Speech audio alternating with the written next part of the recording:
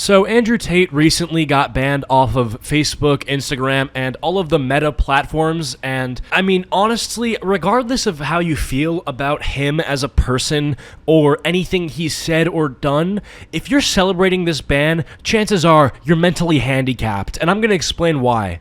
Andrew Tate has to be one of the easiest people to shit on in this current stage of the internet, right? Anything Andrew Tate says, you can find a way to disagree with it, and if you're a content creator, you can make the easiest 30-minute video of your entire career by basically just calling him a misogynist and whatever else the script says. Like, it really is that easy. And that's the first thing. If you have somebody on the internet that you think is spreading harmful ideas or is promoting hate or doing something like that, and with the case of Andrew Tate, somebody who is all over TikTok and sometimes drastically fails at making intelligent points, why do you feel threatened by him enough to the point where you think instead of just intellectually owning him, like just shitting on his ideas to the fullest extent possible, why instead of that would you just hope that he gets banned or try to get him banned or advocate for him getting banned? And just so you know, when it comes to Facebook and Instagram, when you get banned off those platforms, you can't get back on. Like, it's not temporary. It's not like Twitch where they kick you out for a week and then let you back in. No, I'm pretty sure it's permanent, and if you make an alt account, you can get banned, like, from that too, because you're avoiding the ban or some shit. But yeah, going back to what I was saying, I think the reason why so many people are celebrating this ban is because rather than, like, find a way to intellectually destroy him, which is not hard to do, they'd rather just have him completely silenced and banned to begin with, which is just pathetic. Like, dude, if you think this guy's retarded, which a lot of people do, then it should be very, very easy to destroy his arguments or the shit that he says, correct?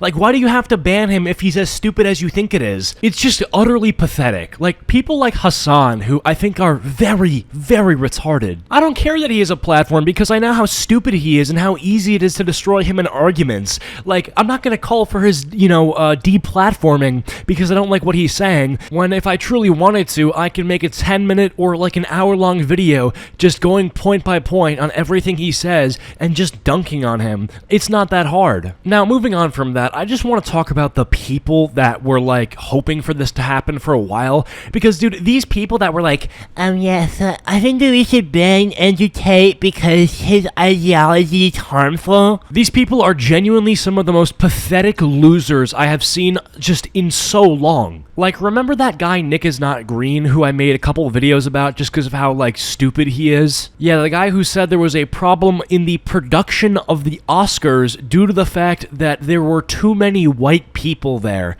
Like, just a bundle of joy. This clown decided to make a video on Andrew Tate, I think 3 weeks ago, and the video was so utterly shit that I think I more enjoyed watching the advertisements in the video than the video itself. Not only was the research in the video itself completely garbage, I think he had like 5 different things that he was incorrect about within the video. This effeminate toddler decided at the end of the video that he was gonna make a specific segment to complain about the fact that Andrew Tate has a platform. I swear to you, he has a segment at the very end of the video where he not only calls for Andrew Tate to be removed off of YouTube, he also calls him to be removed off of Spotify, Instagram, and like every platform in existence. I'm gonna play the clip for you and you can just see for yourself how sad and pathetic Nick looks. Now, I think a good first step would be to ban Andrew Tate off YouTube and Spotify the same way he was banned off Twitter. Now, these can be harsh measures for a lot of people who believe that we should be having complete free speech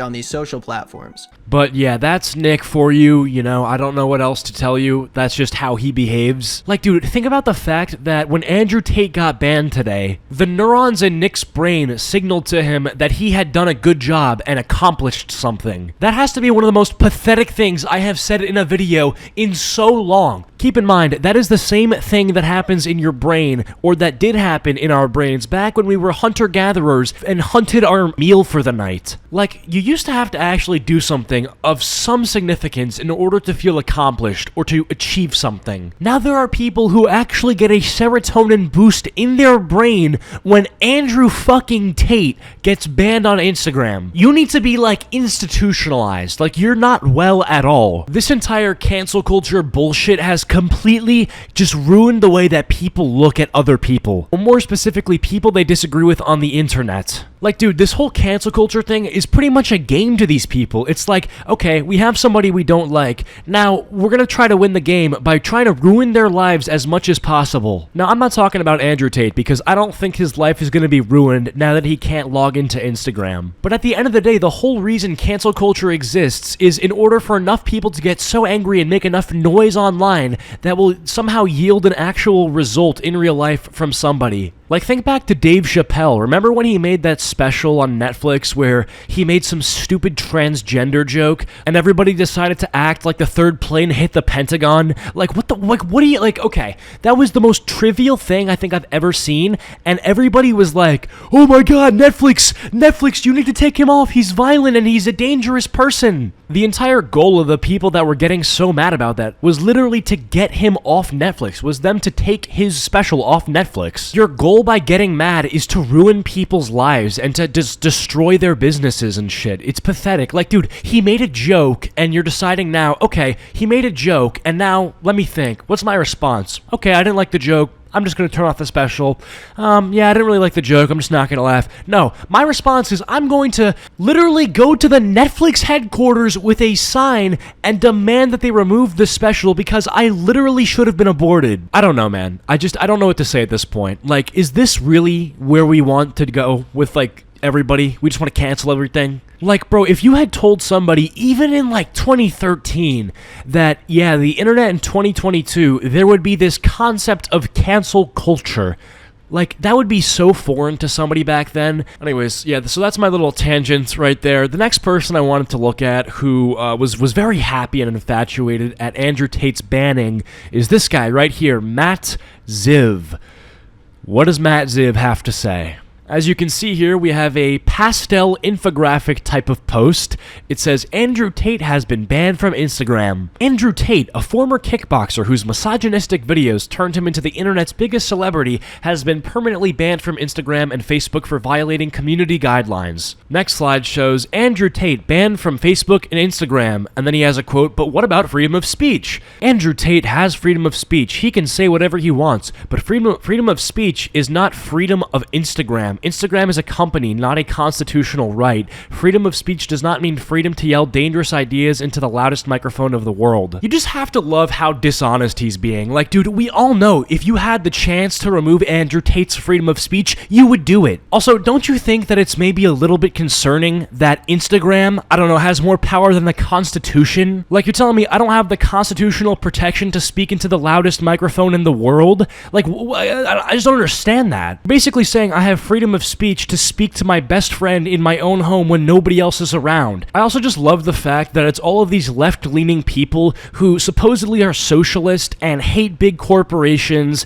and, you know, just want to stop private business owners from being greedy and all that shit, who now all of a sudden think capitalism is this amazing thing that you can own a private business that is exempt from the law and you can make your own rules that aren't the government. Like, bro, you guys switched up so fast. An even better example of this was when these same people were freaking out, losing their minds when Elon was gonna buy Twitter, because Elon was actually gonna try to make the platform enforce free speech. These people were terrified. So stop trying to pretend that you care about Andrew Tate's constitutional right, because when somebody like Elon was actually gonna try to fight for the constitutional right of freedom of speech and try to implement that into our social medias, which we all use, these same people were losing their shit. Now, the final thing I want to touch on is everybody, I think, myself included, thinks this is probably a bigger deal than it actually is. Andrew Tate being banned from Instagram is realistically probably not going to affect how often he's seen on social media sites like YouTube, TikTok,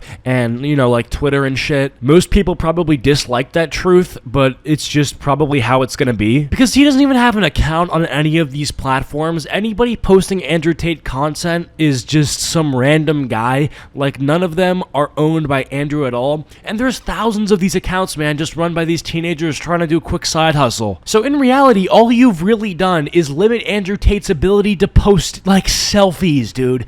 Do you guys feel accomplished? Like, everybody who's claiming he's this horrid misogynist that beats up little kids he finds on the sidewalk and sells them to slavery, wow, dude, you shut him down because now he can't post selfies. Like, dude, these people act like Andrew Tate is Hitler 2.0, and you're gonna tell me that this is their big W, that he can't post selfies? I don't know, this whole thing is completely pathetic. If you think that Andrew Tate getting banned off Instagram is gonna be a good thing in the long run, you're wrong.